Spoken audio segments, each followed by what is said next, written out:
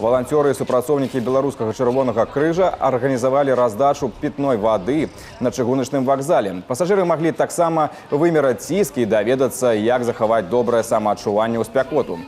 Асаблівую увагу волонтеры надалі правилам бяспекі для пожилых людей и дзяцей.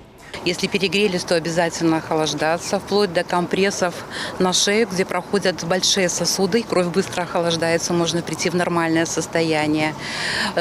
Помним даже про питание. Желательно в условиях жарких дней не есть острой, жареной, жирной пищи, а лучше применять овощи и фрукты.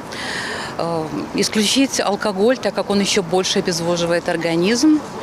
Ну и бережем себя, долго не находимся на открытом солнце с 11 до 17:00.